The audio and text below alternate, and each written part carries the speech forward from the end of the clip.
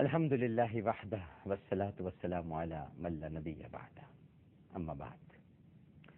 کیو ٹیلی vision دیکھنے والے تمام ہی ناظرین کو پوری دنیا میں جہاں جہاں اس وقت ہماری ٹرانسمیشن دیکھی جا رہی ہے، سب کو بہت ہی خلوص، ادب اور احترام کے ساتھ عامر لیاقت حسین کا السلام علیکم۔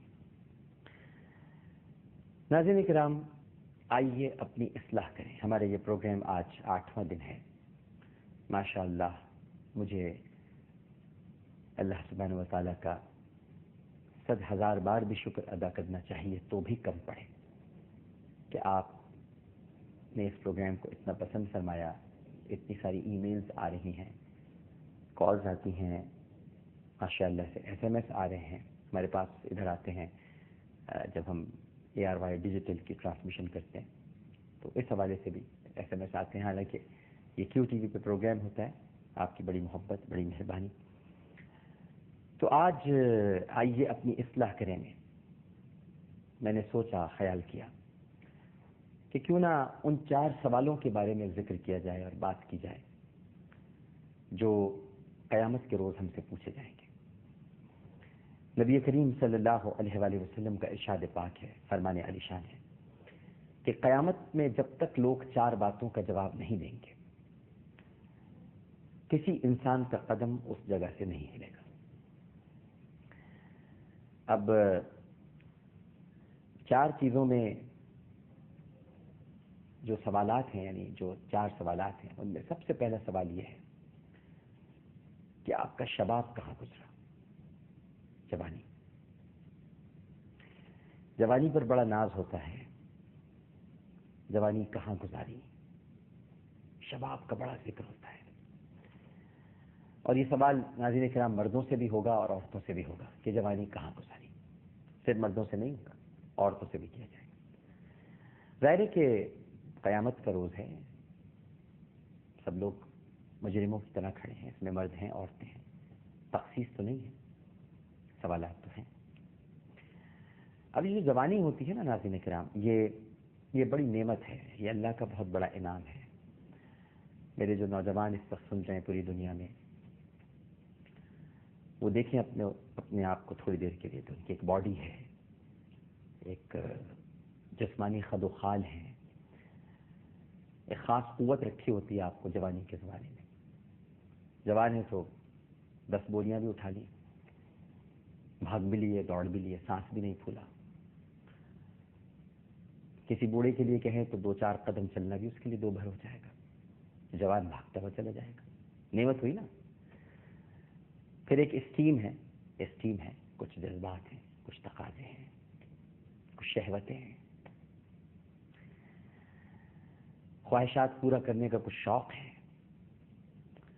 کہیں نظریں ادھر ادھر بھٹک جاتی ہیں، جوانی ہے۔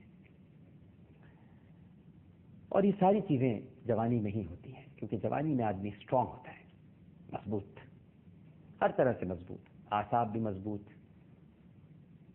اعضاء بھی مضبوط، ذہن بھی مضبوط، نگاہ بھی مضبوط، دل بھی مضبوط، خیالات بھی مضبوط، احساسات بھی مضبوط، جذبات بھی مضبوط، ہر چیز مضبوط۔ اب جب آدمی بہت زیادہ اسٹرانگ ہو جاتا ہے، ویسے بھی ناظرین کرام، تو پھر اس کو نتیجہ کم دکھائی دیتا ہے، آگے کی سوچ اس کو دکھائی نہیں دیتی، مطلب ویژنری نہیں ہوتا، وہ اس کا ویژن تھوڑا سا سکڑ جاتا ہے۔ جیسے آنکھ کی پتلی جب تک سکڑتی نہیں ہے، اس وقت تک قریب کی چیز دکھائی نہیں دیتی۔ یہ سائنس کا اصول ہے۔ سکڑے گی پتلی تو قریب کی چیز دکھائی دے گی، پھیلے گی تو دور کی چیز دکھائی دے گی۔ جوانی میں تھوڑا سا سکڑا ہوا ہوتا ہے انسان، سوچوں کے معاملے میں، خواہشات کے معاملے میں، احساسات کے معاملے میں، لہٰذا اسے آگے کے کچھ نتائج دکھائی نہیں دیتے۔ اب جب نتائج دکھائی نہیں دیتے تو وہ جذبات میں گھر جاتا ہے، خواہشات میں پھنس جاتا ہے، تو پھر جوانی کو سنبھالنا مشکل ہو جاتا ہے۔ خواہشات میں پھنس گئے، سنبھالنا مشکل ہو گیا۔ تو مردوں کے لیے بھی سنبھالنا مشکل ہو جاتا ہے اور عورتوں کے لیے بھی سنبھالنا مشکل ہو جاتا ہے۔ پہلا سوال یہ ہوگا کہ بھائی، ہم نے تمہیں جو جوانی دی، جو ہم نے تمہیں پہلی یعنی جو نعمت عطا فرمائی ہم نے، شباب، وہ تم نے کہاں گزاری؟ دوسرا سوال یہ ہوگا ناظرین کرام کہ عمر کہاں گزاری؟ جوانی کے بارے میں تو سوال ہو گیا، اب عمر کہاں گزاری؟ ٹھیک ہے، پوری لائف کا سوال آپ سے کیا جائے گا. اس میں جوانی بھی ہے، بڑھاپا بھی ہے، لڑکپن بھی ہے، بچپن بھی ہے، ادھیڑ عمری بھی ہے، سب آ گیا. لائف کہاں گزاری؟ اچھا پھر یہ بھی ہوگا کہ لائف کیسے گزاری، کہاں گزاری، کیسے گزاری، صحیح تھے، غلط تھے، برے تھے، صحبت کیسی تھی، کن لوگوں میں اٹھتے بیٹھتے تھے، کیا باتیں کرتے تھے، کس طرح کا طرز تکلم تھا،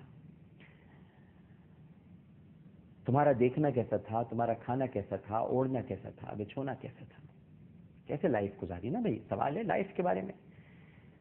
اور پھر یہاں تو آپ منت سماجت کر کے لوگوں سے کام نکلوا لیتے ہیں، وہاں تو منت سماجت بھی کام نہیں آئے گی. وہاں تو بس سوال ہے اور اس کا آپ کو جواب دینا ہوگا، اور کسی کے دباؤ پر تو ہو نہیں رہا یہ سوال. یہ تو احکم الحاکمین کا دربار ہے. یہاں تو ہر انسان عام ہے، کوئی خاص نہیں ہے، نہ کوئی بادشاہ، نہ کوئی وزیر، نہ کوئی سفیر، نہ کوئی ایم این اے، نہ کوئی ایم پی ہے، نہ کوئی جاگیردار، نہ کوئی بٹیرا، نہ کوئی امیر، نہ کوئی طاقتور. سب برابر ہیں اس کے دربار میں، سب سے سوال ہو رہا ہے. اور پھر فرمایا نبی کریم صلی اللہ علیہ وآلہ وسلم نے کہ جب آدمی سے یہ کہا جائے گا کہ تم نے فلاں کام غلط کیا، فلاں کام غلط کیا، تم نے فلاں محفل میں بیٹھ کر فلاں عورت کو بڑی بری نگاہ سے دیکھا تھا، تم نے فلاں بینک میں کام کرتے ہوئے کیش میں ہاتھ مار کے 1000 روپے اپنی جیب میں ڈال لیے تھے، تم نے دکان پر کام کرتے ہوئے جب ناپ تول ہو رہی تھی تو ایک پلڑے کے نیچے میگنیٹ لگا دیا تھا، تم نے چائے کی پتی میں چنے کے چھلکے ملا دیے تھے، تم نے بیسن کے اندر ریت ڈال دی تھی. سب سوال ہوں گے، سارے یہ گناہ یاد دلائے جائیں گے. اور جب وہ انکار کرے گا اور کہے گا کہ میں نے تو یہ کام نہیں کیے، تو اب آپ ذرا گواہ دیکھیے، انکار کرے گا انسان تو اللہ سبحانہ و تعالیٰ اسی وقت اس کے منہ پر مہر لگا دیں گے، زبان بند ہو جائے گی. جیسے وہ کہے گا میں نے نہیں کیا، مہر لگی ہے، کیوں کر کے تھپا ہوتا ہے نا، ٹھک، یہ مہر آ کے رہے گی. بس چپ، کہہ دیا تم نے، ٹھیک ہے. اب ہاتھ کو حکم ہوگا بولو، اب ہاتھ بولنا شروع کرے گا. اس پر اچانک زبان ابھر آئے گی. ہمارا تصور ہے کیونکہ ہم تصور ہی کر سکتے ہیں کہ بولے گا کیسے. زبان نکل آئے گی، لب آ جائیں گے اور ہاتھ بولنا شروع کرے گا. انہی ہاتھوں سے میں نے بیسن میں مٹی ملائی تھی، انہی ہاتھوں سے میں نے چنے کے چھلکے چائے کی پتی میں ملائے تھے. یہ ہاتھ جواب دیں گے. وہ زبان چپ ہے، اب منہ پہ مہر لگی ہوئی ہے. آنکھ بولنا شروع کر دے گی، ہاں پروردگار میں نے اس عورت کو دیکھا تھا بری نگاہ سے، بالکل اس آنکھ سے دیکھا تھا. پیر گواہی دیں گے، ہاں پروردگار ہم کسبی کے کوٹھے تک گئے تھے، بالکل گئے تھے، ہم نے برے کام کیے. ٹارگٹ کلرز کے پیر بولیں گے، ہاں ہم نے فلاں جگہ پر گھات لگا کر اتنے لوگ مار دیے تھے، قتل کر دیے تھے.